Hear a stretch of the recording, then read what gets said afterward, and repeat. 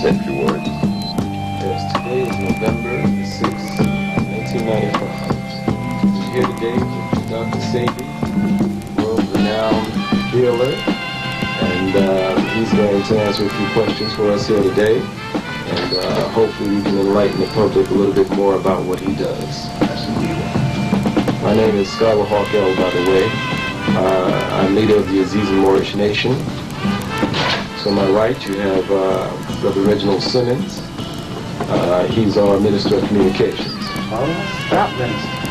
And his father can bear witness to Dr. Sebi's achievements. His father was directly cured of several ailments by Dr. Sebi. True. Oh, I'm sorry, I was disagreeing. That's perfectly fine. And now,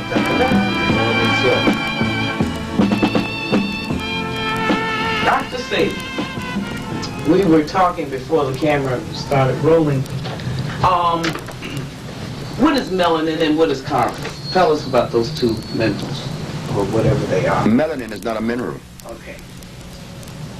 Melanin is a word that was used to describe a certain biological function. But that particular identification or category or thing, melanin, is a European identification of what they think activates those neurons in our body that makes us black. But when you break down our body, our biological structure, into what we would have to put it in, which is chemistry, biochemistry, melanin has no place. It's not to be found. What is found in the body that is attributed to melanin is carbon. Carbon not only determines the quality of life in black folks, carbon determines the quality of life in every living plant that exists that is natural. If carbon is absent, there's no life. Melanin, what is it?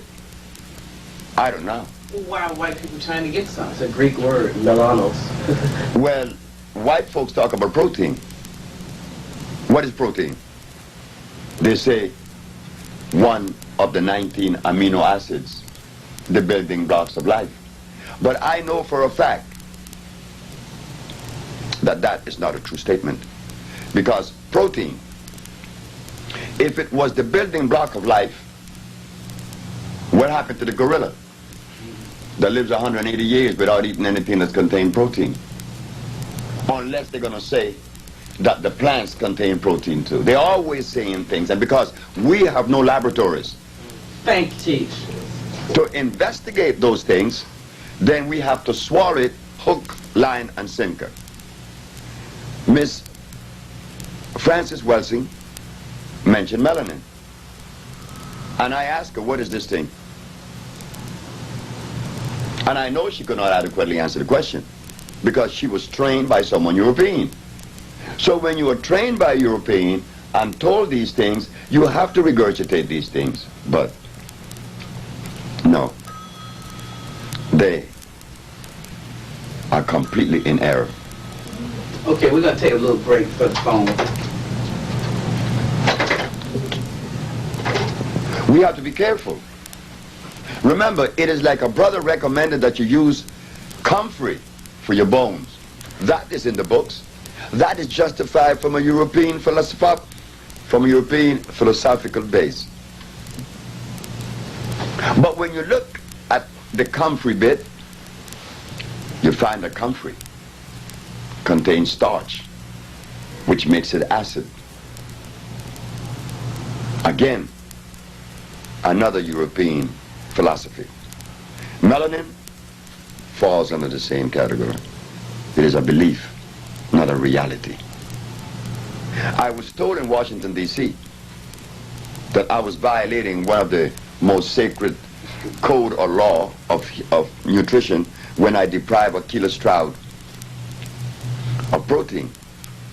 So I asked Dr. Steinberg, and Dr. Glutt at the Georgetown Pediatric Hospital. Did you give her protein 5 times a day? You did. Was she under your care for 2 years? Yes. Now, if she did not receive any of those things that you call protein, and she no longer has sickle cell anemia. So where is the validity of this thing we call protein? Is it equity or is it deficit? We don't know. This is why Dr. Sebi, when he embarked on this journey of healing, many was asking me, well, why are you so concerned with the scientific aspect of this thing? I say it is necessary not to heal. To heal, it is necessary to understand the scientific aspect of it.